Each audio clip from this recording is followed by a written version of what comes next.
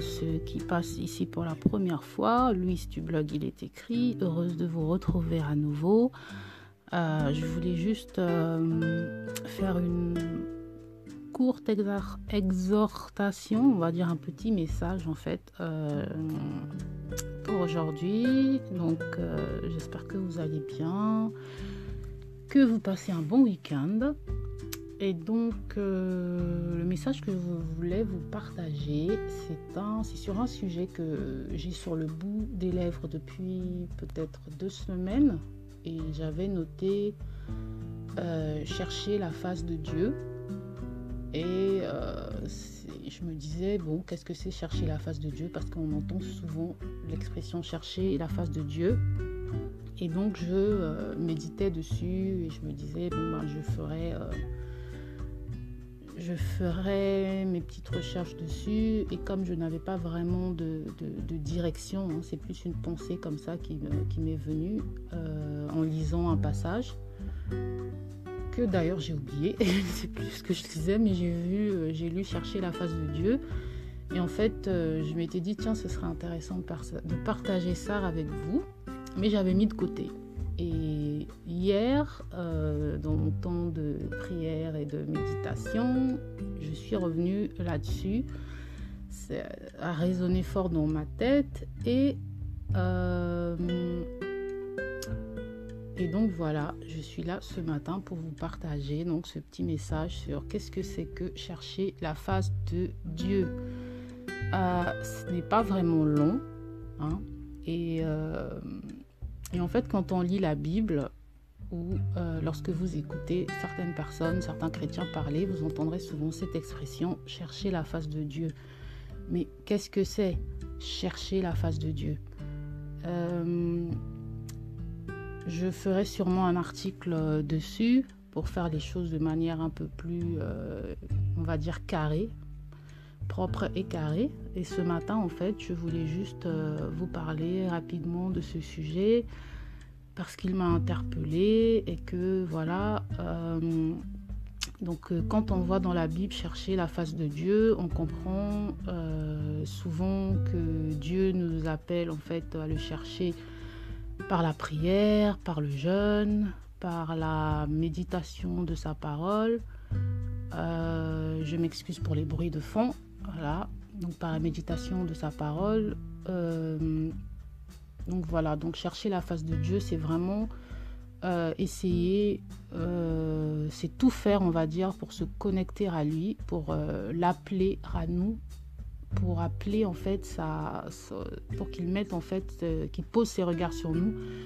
Je ne sais pas si vous vous rappelez cette prière dans le livre de Nombre qui dit que Dieu te bénisse et te garde, que Dieu te bénisse et te garde, qu'il fasse luire sa face sur toi et t'accorde sa grâce, qu'il tourne sa face vers toi et te donne la paix.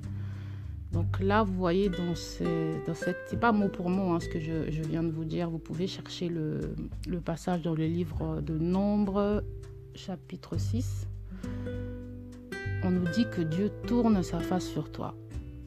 Et donc là, c'est par exemple, c'est une très belle prière. Ce n'est pas juste une prière pour les chrétiens. C'est une prière que l'on peut faire aux païens, on va dire, à toutes les personnes pour qui nous prions. Voilà. C'est une prière que l'on peut prendre pour soi si on cherche Dieu et qu'on peut souhaiter aussi à d'autres personnes qui puissent rencontrer Dieu. C'est une belle prière que l'on peut faire pour eux. Donc en fait, le message que je partage avec vous aujourd'hui, ce n'est pas un message que pour les chrétiens, c'est un message pour tout le monde, pour tout être humain qui recherche Dieu. Voilà, soit qui veut grandir dans sa connaissance de Dieu, qui veut avoir une relation encore plus forte avec Dieu ou qui simplement veut inviter Dieu dans sa vie. Voilà. Et Dieu, c'est un Dieu qui se cache, mais qui demande, qui veut être découvert, qui veut être révélé. Il veut qu'on lui ouvre la porte. D'accord? Jésus nous dit qu'il frappe à la porte. Et c'est à nous d'ouvrir cette porte-là et d'accepter de le découvrir, de le voir dans toute sa splendeur. Et donc, chercher la face de Dieu, c'est vraiment, comme je le disais, ça peut être par la prière, ça peut être par la parole, la méditation de la parole, ça peut être par le jeûne. Et vraiment, comme dit la Bible, le royaume de Dieu appartient aux violents. Et ça peut être aussi, par exemple, en essayant de se sanctifier. Vous me direz, si je suis païen et que je n'ai pas le Saint-Esprit et que je n'ai pas l'aide de Dieu, comment essayer de me sanctifier? Dieu n'est pas exclusif, on va dire, aux chrétiens, parce qu'il nous a tous créés et il dit lui-même que... je ne me rappelle pas l'expression exacte, mais en fait, Dieu fait pleuvoir sur le chrétien comme sur le païen. Et lorsqu'on devient chrétien, on a conscience aussi, on se rappelle que même dans notre état de païen, dans notre état de péché, Dieu est intervenu dans nos vies. Vous voyez, parce que c'est lui qui vient nous chercher, c'est lui qui vient nous appeler. Donc, il nous met en fait dans plusieurs étapes de nos vies. Il nous montre des signes de sa présence et c'est à nous de savoir les saisir et de se dire « Ah, là c'est Dieu, tiens, je vais aller dans cette direction ou pas ». Et donc vraiment chercher la face de Dieu. C'était pour encourager quelqu'un ce matin, cherche la face de Dieu. Même si tu n'es pas chrétien, tu as en toi tu as en toi le sens de la vérité parce que tu sais ce qui est bien et ce qui est mal. Donc, tu peux choisir de ne pas faire ce qui est mal et de ne faire que ce qui est bien. Et si tu choisis de faire ce qui est bien selon ta conscience, eh ben, c'est cette conscience-là qui t'a été donnée par Dieu. Et bien, tu fais déjà en fait tes premiers pas vers ces sentiers. Cherche la face de Dieu en méditant, en lisant sa parole, même si tu ne comprends rien. Lorsque j'ai commencé à lire ma Bible, je n'étais pas baptisée par le Saint-Esprit, je ne comprenais rien. Avant ma conversion, je pouvais lire la Bible et je ne comprenais rien. Mais parce que j'avais décidé que j'allais comprendre, que j'avais décidé que j'allais ouvrir mon cœur, eh bien, j'ai commencé à comprendre. Dieu est venu et il a ouvert mes yeux. Et pourtant, à ce moment-là, je n'avais pas encore le Saint-Esprit lorsque j'ai commencé à lire la Bible. Et donc, c'était vraiment un encouragement. Et aussi, lorsque j'ai médité là-dessus, j'ai dit à Dieu, mais comment veux-tu que j'explique, que veux-tu que je dise à ce sujet-là sur chercher la face de Dieu? Et bizarrement, j'ai été amenée dans Deutéronome 28. Je n'ai pas saisi en fait le rapport tout de suite. Je n'ai pas compris, mais en fait, lorsqu'on lit le livre de Deutéronome au chapitre 28, on a d'une partie les bénédictions que Dieu accorde à Israël, à son peuple, lorsqu'ils le suivent, lorsqu'ils cherchent sa face, lorsqu'ils respectent ses lois, ses préceptes, ses commandements. Et d'un autre côté, nous avons les malédictions attachées à la désobéissance. D'accord, des préceptes de Dieu, de la loi de Dieu. Et ce qui est surprenant, c'est que tout ce qu'on lit dans la partie des malédictions, eh bien, c'est tout ce par quoi Israël est passé à chaque fois qu'elle s'est éloignée de Dieu dans la Bible. C'est vraiment la même chose. Je vous encourage à le lire et vous allez remarquer que vraiment tout était écrit dans ce chapitre de Deutéronome 28 et Israël l'a expérimenté à chaque fois dans ces moments d'égarement. Et ce n'est pas pour vous faire peur, parce que Dieu n'est pas un Dieu, il se lève le matin et il se dit « Ah, aujourd'hui j'ai eu de nouvelles brebis, donc je n'ai plus qu'à attendre qu'elles s'égarent et comme ça je vais pouvoir les bombarder de toutes les malédictions que j'ai prévues. » Non, Dieu n'est pas comme ça.